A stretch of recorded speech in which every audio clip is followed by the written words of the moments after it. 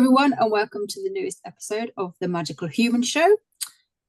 We are at a new moon, which happened yesterday. So new moon is bringing things in, so a good time for manifestation. Claire, what can you tell us about this new moon?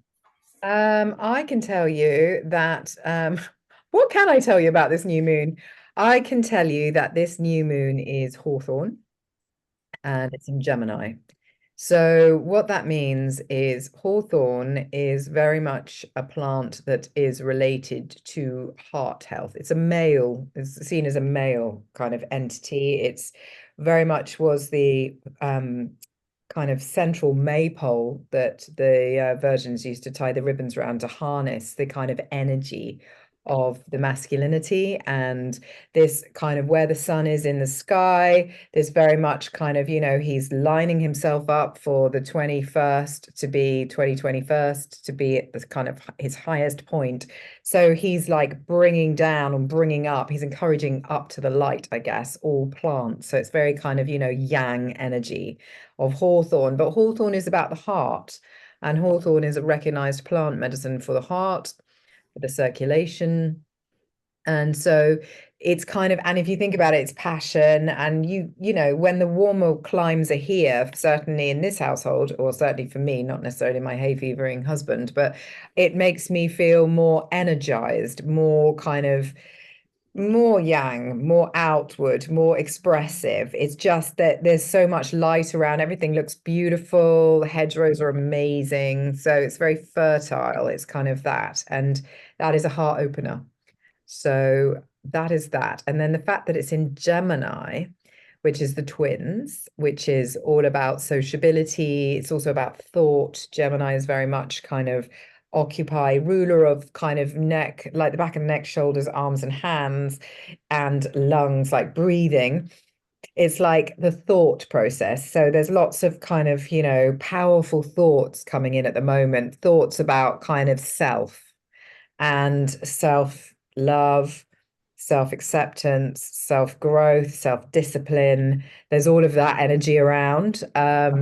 And Gemini is very much keeping us in the kind of the thinking process, because Gemini doesn't want to do emotion.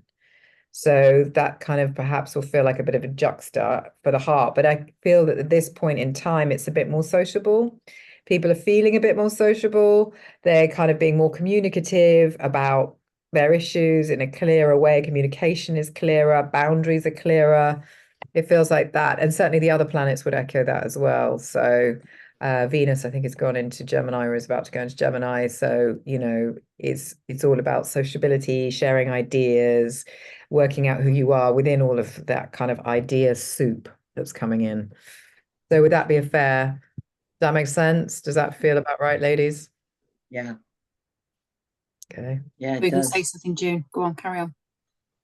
No, I'm just agreeing. Yeah, it does. I've been listening to as usual, Pam Gregory and Heather Ensworth. But they've been putting out extra stuff as well. So I listen to them while I'm doing things, and then I'm not entirely sure which one said what. I'm not focusing my full attention on what they're saying, but some very interesting stuff about this. And of course, the solstice coming up, and yeah, it's an interesting time. So solstice is what, 21st of June-ish? 20th to the 22nd, isn't it? It's like, but you know what Rory Duff said about the ley lines? He said they're usually highly activated around the solstice times. They're highly activated. And now they're getting so that it's going to be long, like a year-long activation. It's like there's going to be no quiet ley line times. That's what he's saying now. And with all the changes, I mean, the Earth is doing an upgrade as well as we're doing an upgrade. And I think it's, from what I can see, there's all sorts of land masses moving around and new things being discovered. It's a very exciting time. Everything gets found when it needs to get found. Yeah. So what happens when the ley lines are activated? It being activated all year just means what, upgrades and consciousness and that kind of stuff? Yeah. It's like you go and stand on a ley line, you're going to get the energy of that. It's going to be intensified. So you know those points. They're everywhere, by the way, ley lines. And you can create ley lines as well by, like, say, around anywhere that humans, because we're like energetic beings, do pilgrimage or do regular walks. Even the school run will have a ley line under it because there's people walking it the same path all the time. It'll be an unconscious one, perhaps, and especially if people are not looking forward to going to school, it's not going to be a particularly happy one, is it? But it's kind of like how energy, because we are kind of literally little satellite dishes, how we bring that in and kind of help earth it by walking it in with sowing it into the land. So when you've got these large activated ones, it means those are the good points. That's the point to kind of go and feel, kind of do magic for kind of upgrades, etc. And you will find them all around your garden, or indeed in your house, places where you go and stand, which is you just naturally go and stand, which make you feel really good. And you think it might just be the view out the window, but the you standing there feeling good is creating an energy point. So it's kind of like, it's so much more easily accessible than you may think. But it's an interaction rather than us just receiving. That's a really great point that I hadn't considered before now, that we can influence them. Of course we can. It makes complete sense. We are part of Gaia, and she is part of us. And so therefore, whatever happens to her happens to us, and vice versa. We influence all the time, and we're influencing each other so much more. I'm hearing so much from people about how sensitive they're becoming. And I'm obviously, I talk to people who are fairly sensitive already, have been for a long time, but it's feeling like it's just an order of magnitude greater. Yeah, Telepathy is increasing. The air is thinner because yeah, information is kind of coming in quicker and is like less soup. Is just cleaner. Yeah. And solar flares would have been kind of raising that vibration. I mean, someone showed me a map of May, a calendar of May, and they said there was only 5 days in May that weren't full on energy kind of downloads. So it's like happening because it needs to happen. It's, as you said, June, we are Earth. Earth is us. You know, it's all, we are one. We think we're separate, but we're not. And it's kind of like, which is why we need greater consideration over our thoughts, don't we, Tamar? And, you know, our thought processes, because they are knitting and weaving our reality. Exactly. So speaking of energy, may I ask both of you who may know more about this? I'm going to say I've read an article, I watched TikTok, that said about wearing, whenever I say I read an article, it will have been a TikTok, about wearing copper jewelry and how it affects your energy lines. And it's supposed to be good for like anti-inflammatory purposes, because I've been having some pain around my ankles and calves, and I thought it was just because I've been sitting on my arse all winter. And then I'm thinking it might be hormone related, so HRT kind of related, because when I put the estrogen on, I've been putting a little bit on my calves and Achilles heel, and it helped. So I wondered about wearing like ankle bracelets of copper and whether that could help if this is an inflammatory thing, which it may be. What do we know about this? Copper is ruled by Venus, and copper is Friday's metal, and copper is very much, so it's a feminine metal. It's basically, so it espouses that feminine energy, that sweet energy, the sweetness, the kind of love, the kind of, it's just very, very gentle in its elemental kind of construction. In terms of healing, it's antiseptic. So that's why you have copper cooking pans, copper water bottles, etc. It helps to kind of, you know, keep things cleaner for longer. And in terms of arthritis and things like that, it very much helps with reducing inflammation and basically helping kind of the body just work better. I don't know, I want to say it's a degreasant, but it's not. But it just helps remove things. So I know when I'm ill, all of my copper jewelry, I wear quite a bit, goes dark. So when I had COVID, it went black. And when I get well again, I check my copper and it's really bright and clean.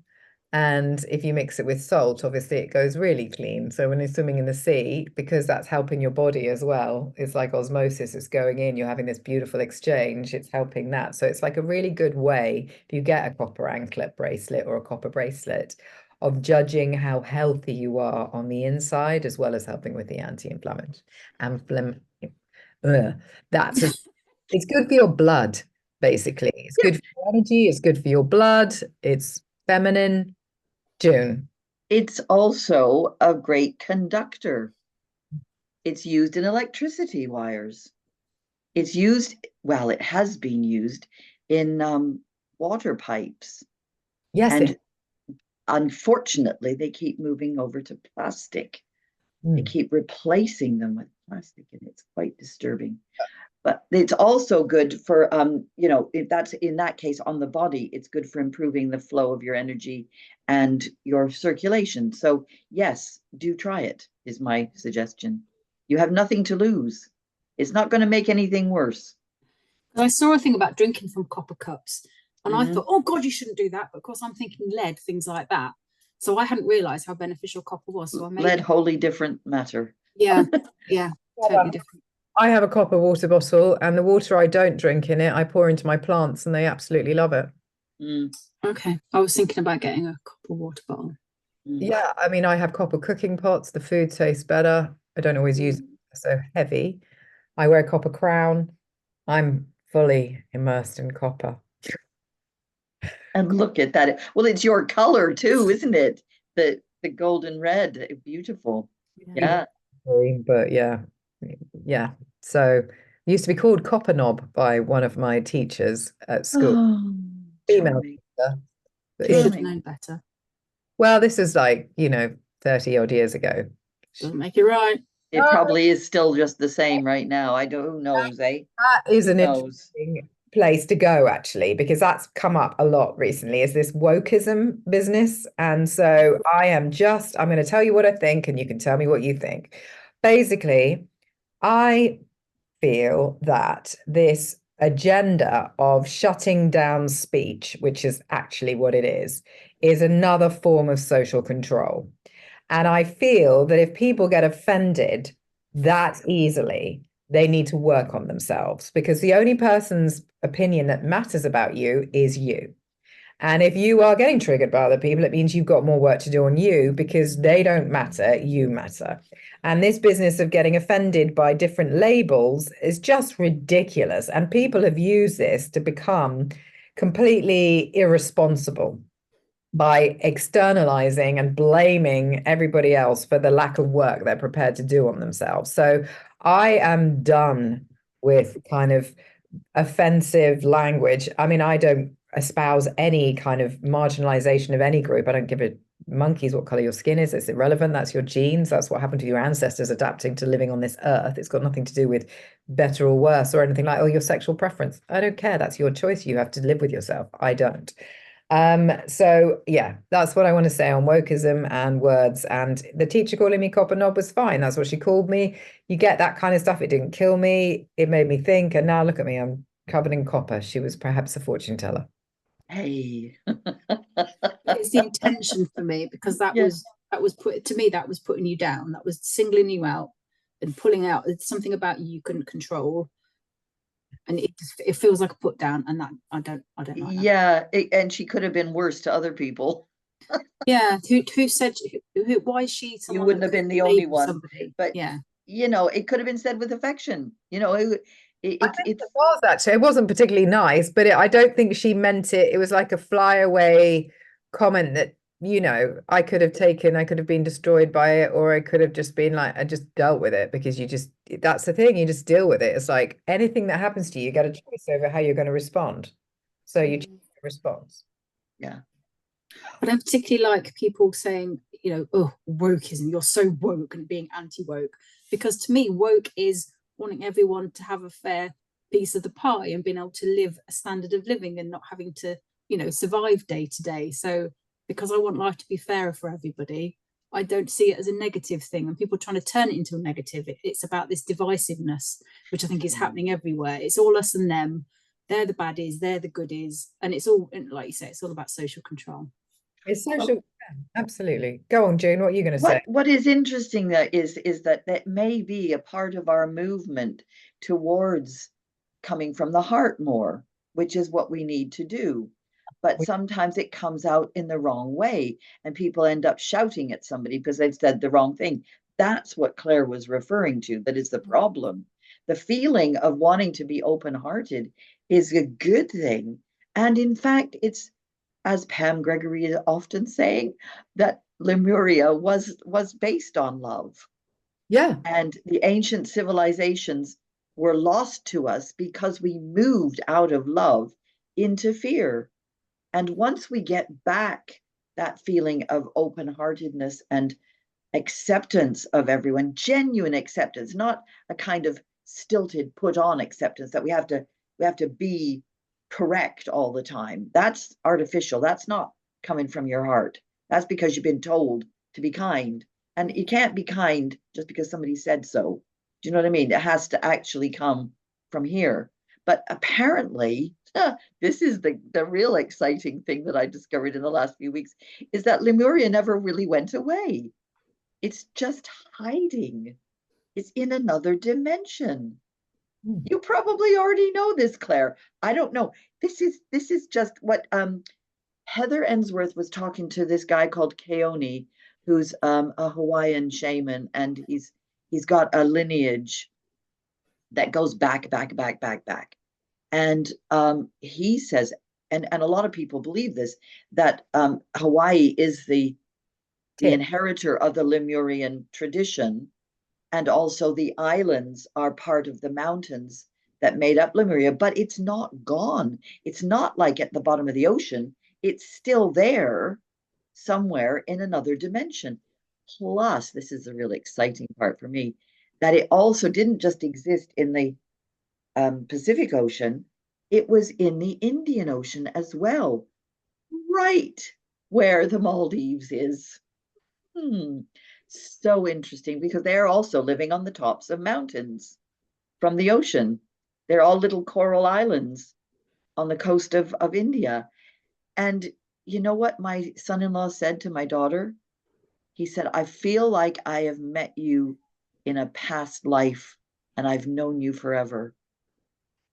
Just amazing. So I feel like they have some strong connection to Lemuria. That's why she went there to meet him. She didn't know that, but you know, it's my heart chakra is just filled to overflowing with all this lovely stuff. And just discovering this Nancy Rebecca's meditation thing opened up my throat chakra last night. Although I do feel a little bit croaky because I'm not had enough sleep, but you know, there's a lot of opening up of everyone's chakras, and our energy fields are all kind of merging with each other. So we do have to be so careful what we think and say, but not because we think it might be the wrong thing, just to check that we're coming from our hearts all the time. That's it. We don't need to be told how to behave. And I think the problem I have with this wokism, I don't see it as social justice at all, Tamar. That's not the way I see it. I see it as basically a tool to shut people down to the point where people are scared to say anything at all. So they say nothing at all. And then the danger of them not saying anything at all, energetically, is a block. And then that goes toxic on the inside because it's not being released, and people need to be able to release. It's also stopping people from being held to account when they're not acting in a correct way because of the fear of offending them and the knock-on effect of offending them, where that's going to go. So it's kind of creating this lawlessness in the midst of all this lawfulness. And it's kind of like it's all manipulated, controlled, and just wrong. And generations use different language.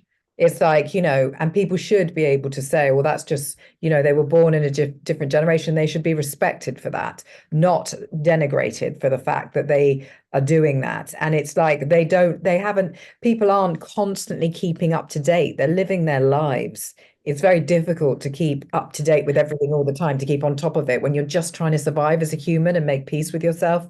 So I just think there's some of it's really misdirected, and it does. I find it just a little bit too much, actually. Well, yeah, and I just got a picture when you were saying that about the shadow side will come out. If you try and suppress it, it will come out somewhere. And this is the time for that. The shadows are coming out. The light is getting brighter and bigger because we're coming up to solstice, but also generally, that's not going to stop once we get over the other side of solstice. The light generally in us and around us is getting bigger. And so it's shedding light on the dark stuff. And so we have to face it, but not dwell on it, I think. Yeah, and people are getting sicker. There's a lot of severe sickness around, and Yeah. we're noticing that. And I think that is because of all these energetic blockages, disconnection from kind of their divinity, all of that. I think it's really, and ignoring their bodies. I think it's all interrelated. You look And for our intuition as well, trusting our intuition, because if we're always second guessing ourselves, we then can't. how are we going to know what our higher self is trying to tell us? Absolutely, because you're thinking, oh, I can't say that. So then it's like as soon as you start applying the mind to it, you block the message. It's like you've kind of overanalyzed it. I think linked to getting the sickness thing is, we've got all this problem with the water companies dumping sewage into the water supplies, microplastics in everything. You talk about the water pipes moving from copper to plastic. It's in absolutely everything. I'm not entirely sure it's not by design, but the food is not healthy. American food certainly is not healthy. The stuff that they consume and are allowed to consume that is legal in other countries. Well, what's the end game? If you have, nations of people that are all too sick to take part in, the capitalist structure that you set up, what's your end game? Get rid of them so that there's less demand on resources.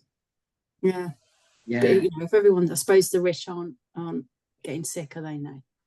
Well, I don't really know or care, frankly, if they're sick, unless they want to come to see me. And then I will care about them because they're another human being, just the same as everybody else. But the water thing is so important. Oh my gosh. Another thing, I saw Beta Austin in an interview with Robert Edward Grant talking about water because that's her thing, and how the cerebrospinal fluid in our bodies is made of salt water. We are from the oceans. We are part. The oceans are full of all sorts of. I mean, Pam just gets totally overexcited about all this water in the oceans because she said we're going to be discovering new things. And indeed, they have. They've discovered a new mountain range off the coast of Chile that nobody ever saw before. In the water. Hell? What the hell? Under the water, June. Yeah, in the water, under the water. Yep. Yeah, and if you think about going back to your arthritis, Tamar, potential in your hip and your ankle and your calf, you go and get yourself into a salty bath or get yourself into the sea. Job done.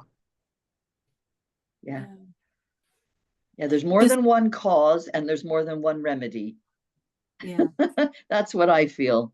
Yeah. I'm thinking about the under the sea thing because NASA were exploring the sea and then they stopped.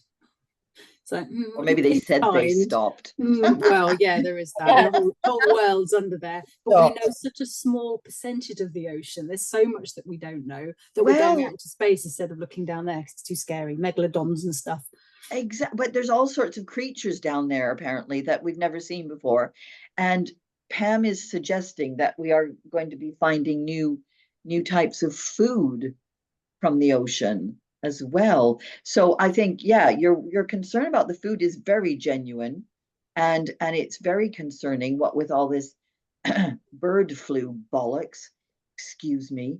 I will probably get a mark against us for having said that, but I just find it horrific that they're wanting to vaccinate everybody against bird flu when it's not even a thing that is dangerous, but they're trying to make people frightened again. Stupid. So someone absolutely died from ridiculous. it went no, he didn't. No, he didn't. He had loads of illnesses. He was ill in bed for weeks and weeks and weeks. And then they decided he had bird flu because of some kind of PCR test that doesn't really work properly and it's not made to diagnose things. So no, it's been a complete fabrication. I'm sorry. One person. I'm sorry. In a world of many people, it's things, like really? The germ theory is no longer actually a valid premise. It's not true. And things can't jump from species to species. So that is all completely fabricated. Unless, I'm sure that's true. Yeah, it is. Yeah. manipulated by man. Yeah. That's the only way. Things are getting ill because of their being poisoned. Like the trees are getting strange illnesses because of stuff that's coming down from the sky. And that's what's affecting the birds. Vaccinating anything is not going to stop things getting ill. It's just putting more toxins into, yeah. Not just coming out the sky, June. It's all the crop spraying and everything else. It's And like that. all of that birds are relying on wild food, and this stuff gets blown all over the planet. It's like, Yep. class of organic, because you can be organic, but if the person next to you in their field isn't and the wind blows, where does your organic go? Yeah. So we have to try our best to purify things and cleanse things. And that can only come from our hearts and from our minds that are creating new ways of looking after stuff properly, not knee-jerk reaction in fear of some ailment, because ailments are only a manifestation of our bodies trying to cleanse things. That's it. That's the terrain philosophy in a nutshell. Yeah, that's what our bodies are doing when they're ill. They're trying to clear something. Yes. Or give us a message. Oh, I saw somebody do this on Zoom the other day, and all sorts of fireworks went off behind them. Yeah, it's a glitch that's going around. I've got the glitch. It's amazing. I feel left out. I don't have it. Well, amazing. I'm very envious. So, I want sparkles. Tamar, is there anything else you want to ask about or say or discuss this week? No, I was just interested in the copper thing because this was news to me, so I thought you guys might know about it. Okay, well, we've answered your copper enough. We've asked people to think about Wokism. We've asked people to think about environmentalism and what they're eating. Oceans. And yeah, I mean, as soon as you said that, June, I just thought, yeah, and they need to clean the oceans before they start getting me to eat out of them. I do actually love fish, and it's one of my favorite things to eat. But, you just think about what is going on. And yeah, and I point everyone once again back to that movie Fungi, and ask people to watch that, because with fungi we can clean and clear our bodies. We can clear everything. Yeah, well, there are apparently fungi that eat plastic. There is, yes, and clean oil spills, June. Clean.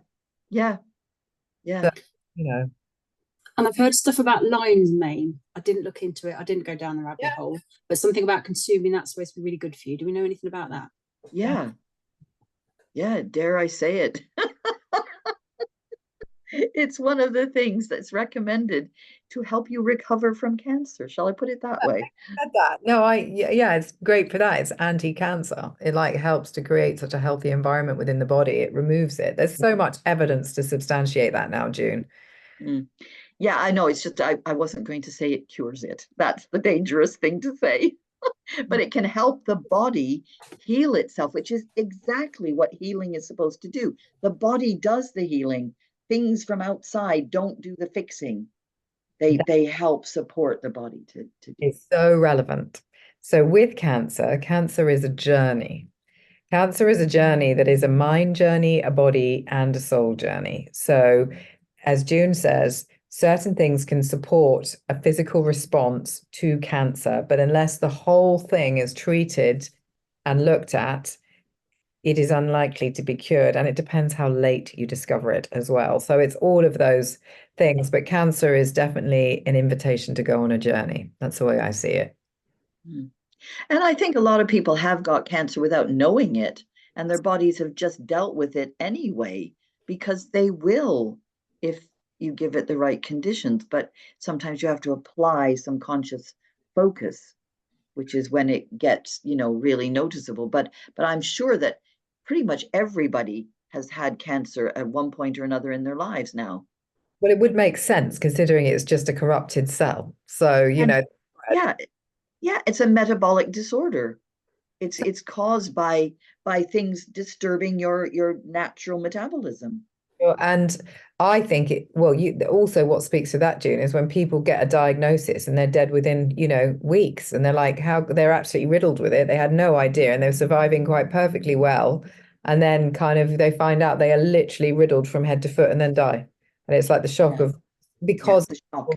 Viewpoints, the fear again around cancer. It's Mhm. like the fear of that, the fear of death stops people Yes. seeing the opportunity, appreciating the process. If you take the fear of it out, then, it's quite an opportunity. Something. Well, I have a really good story about that. I have a friend whose mother used to work in a hospital in South Africa as a nurse, and two women in her ward, they got the notes mixed up. You know where this is going, right? Yeah. One woman had a terminal diagnosis, the other one did not. The one who did not got the terminal diagnosis and turned up her toes and died. This one survived because she didn't get the message. You're going to die. Yeah. And it's that worries me. The kind of, you have a terminal disease, there's nothing we can do. Well, there's nothing the orthodox medical profession can do, but let's look at the alternatives. What else? That's just one strain, but everyone relies on that one strain. Today I did a Shaltazar Oracle card message about let spirit guide you. And one of the kind of salient points in that is, why would you rely on another human being's opinion, which is a narrow narrative based on experience and other humans, when you've got the whole of the cosmos at your disposal through spirituality to bring in kind of more answers and a much wider way of looking at things? It's like, does that make sense? Does to you, June? I don't know if Tamar's my I'm sitting here nodding. I feel like a nodding dog. I've been nodding all the way through this session. Tamar is our litmus paper. Does that make sense, Tamar? Kind of. There's more than just what you think there is. Yes. Humans summarized beautifully. Yes. They can only consider what they consider, and most people will only give value to what they can see practically in front of themselves. The unseen world and the rest of the universe is not regarded in this moment in time as being valued, valuable, informed, informative, wise. And yet those of us in the know that work with that unseen world know how amazing it is, and everyone has access to it. But because we've lived in such a matter world, if I can't see it, it can't be possible. If I can't put it through a series of evaluation tests that give me the same answer every single time, it's not valid. And it's like, no, that's not how it works on any level. Yeah. Nature's a lot more wiggly than that. And I think we've tried to pin it down to randomized control trials and very specific. Science has gone so far up its own backside that it thinks certain people said that I am the science. Well, it's been proven that that person is an actual liar. So, science is not a liar. Science is actually in the spirit of inquiry. That's what it's meant to be. That's what it means. Asking questions, not going, we have a theory and we're going to prove it right. That's really wrong. The Latin or the Greek denomination of science is to ask, isn't it? Doesn't that mean to know, to find out, to discover? So that's it.